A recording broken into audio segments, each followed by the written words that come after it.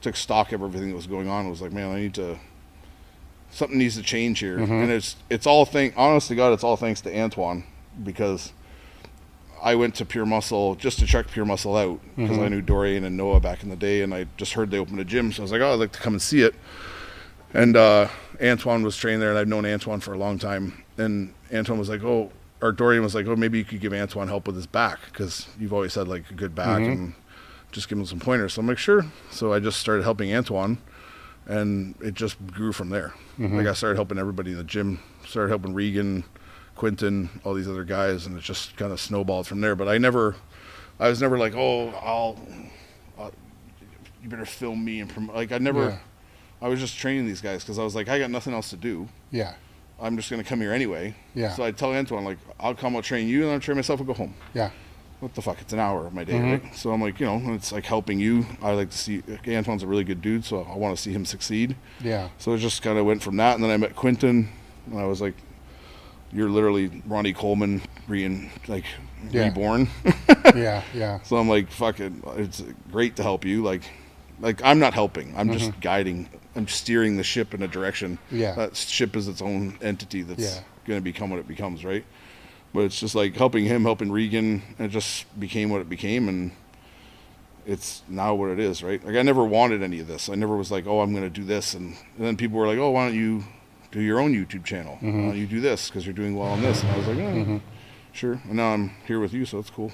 Yeah. Well, it's like you started this security thing partially, right, to earn more income, to be able to basically, to just be blunt, buy more shit, to be able to take all the stuff that you need to do to become a better pro bodybuilder. Yeah, even when I was bodyguarding, I was probably those years were the years that I probably did very little juice. Yeah. I was just like more focused on like just functioning within that space. No, but you're building capital. Yeah. Right? I mean, you're building capital, you're building resources. But I literally took like, when I went for that job, it's like I literally shut off bodybuilding. Got it. So I've always worked out. Yeah. So I worked out, but I was also very into boxing. So I was into boxing, and I was probably the lightest I've ever been when I was guarding. Yes. I got down to like 262. Like, got it. Pretty good shape, right? So like I was just in this journey of like always understanding that I need to be like physically and mentally prepared for shit that pops off. Yeah. I can't be this big lumbering dude who's fuck, like I get out of breath from like throwing 3 punches. Like, well, it's exhausting just scanning people. Yeah. So I'm like, I was just kind of in that mindset, and I'd always had my ear to bodybuilding. Like I always knew who was winning the Olympia, and like I was follow certain things here and there, but like I was never like, I wasn't up on stuff. So when I came back to bodybuilding with Antoine and everybody, I was just doing the stuff I'd always done. It wasn't anything new. Yeah. I wasn't trying to like make myself. But it kind of looks new. Yeah. So I was like, this is just shit that I know. Yeah. But people before me knew it too. Yeah. And somewhere where it got lost. Like it's like they burned the books or something. Yeah. And no one knows what the fuck is going on anymore. And these fucking TikTok dorks have fucking circumvented everybody and now make you believe that this is training. It's like, what happened to all this good shit? Like, do you guys not remember the 90s? Do you not remember the 80s? I don't think they were there. Yeah, like, but you don't even have any recollection of it, like through other people bringing it up, or so it's just like this is the stuff I always knew, and now I'm just saying it. No, that's what caught my attention with your stuff, is because I started seeing it, and I'm like, this. Thank God, it's like this is common sense, like. Yeah, that's what I mean. It's like where'd this go? I say to my girl all the time, like, this is just stuff that I know. I'm like, when people tell me they're so like, they can't believe it, or like they resonate so much with it, I'm like, how did you not know it to begin with? Like, is it not known by everybody? Like, no. Yeah, it's crazy. That's the weird thing, where we just hosted a Swiss symposium as an event, right? So one of the takeaways that I took just from a marketing side of that was we realized, halfway through the marketing of the whole thing, that I'm trying to market networking to people that have never been to an event that's ever networked. So I'm trying to market, the human side of being at a symposium or a conference or a clinic or some educational event, powerlifting meet for that matter, bodybuilding show. And I'm trying to market the benefits of one-to-one networking, right? Just the value.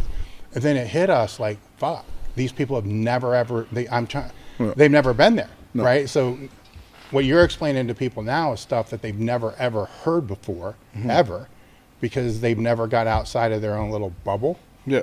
you know, to be able to. And it's crazy to me because like I was training the whole time I was doing that jobs, and I was like all over the place, like Australia, like Europe, everywhere in Europe, all these things. I went to gyms everywhere because like I work out, so I gotta find a fucking gym, and it's the same shit everywhere.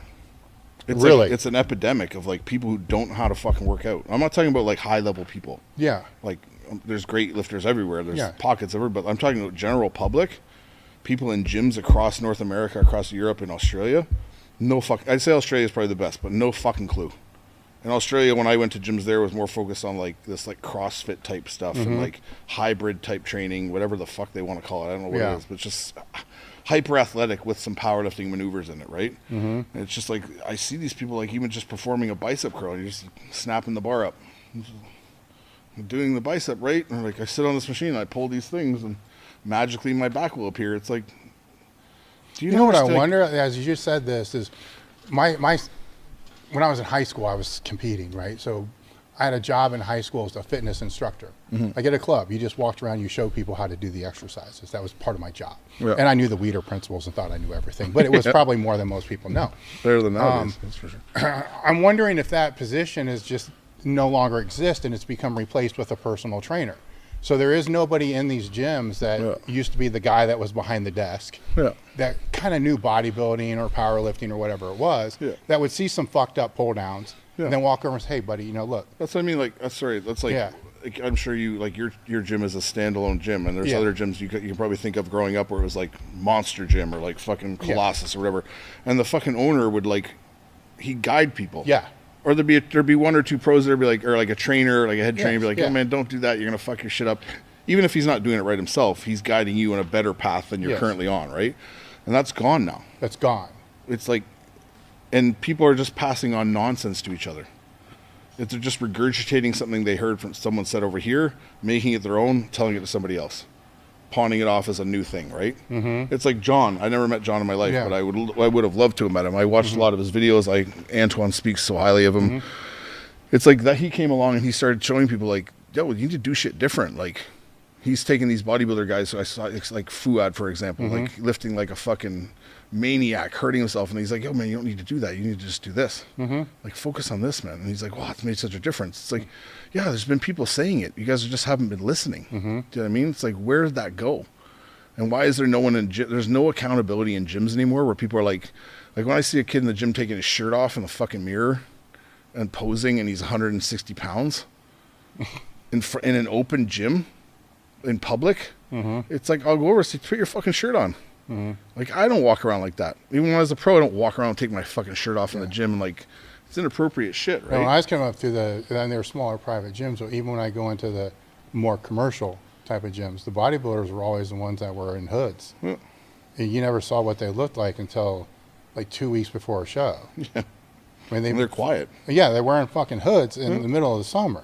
It's because like that's what I said before. Like, it's the thinking man's thing, right? Like, they're deep into thought of what they're doing. They're thinking about, like, they're feeling everything. It's working. They're like, fuck, I don't feel that as much. Let me change my angle. Let me do this.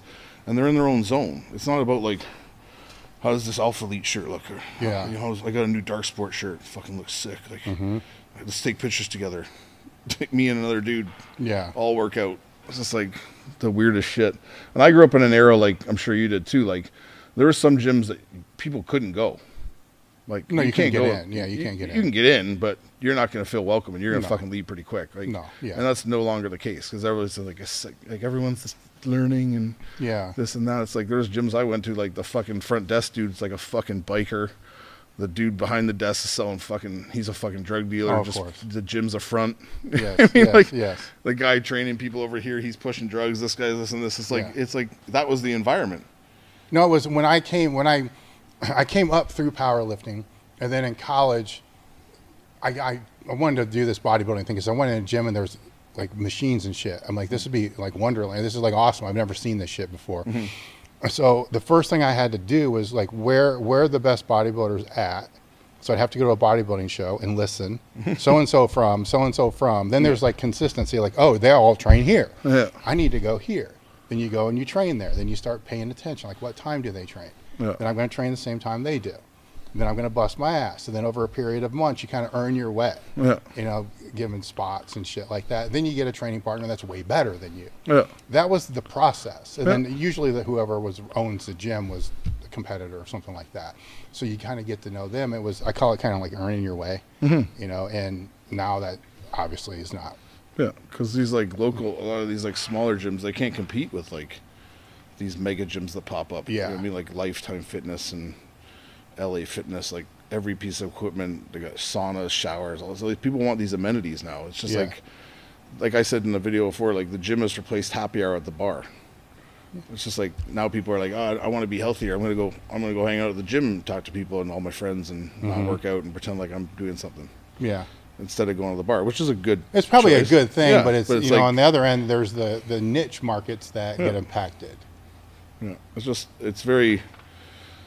just odd to me. And I sound like a grumpy old dude, and maybe I am, but it's just like, I'm not even that old.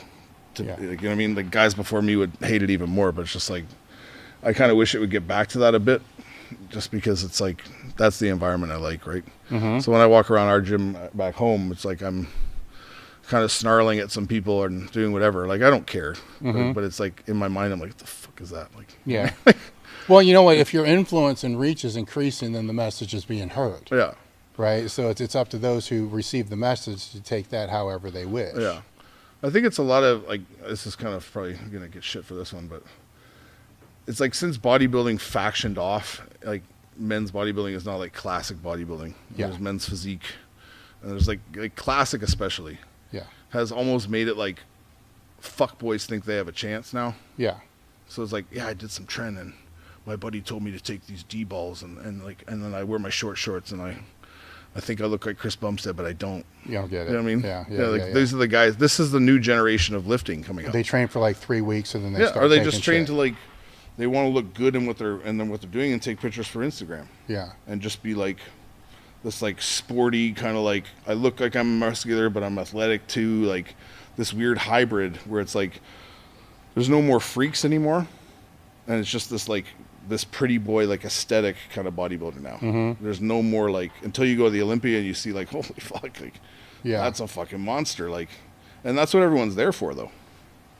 But like more and more people now, I think bodybuilding is going to kind of fade and this classic is going to rise. And it's going to be the majority of what people are looking at now. Because I think like true bodybuilding hardcore people are like a dying breed. In the sense that like we're being kind of overtaken by this younger generation that's coming up and wants to see the Chris Bumsteads and the Terrence Ruffins, all these guys. Like they're great bodybuilders, but they're just that smaller, less like abrasive, not freaky look. Do you know what I mean? So I think we're ending the era of that is going to end with like the guys that are coming up now, I think.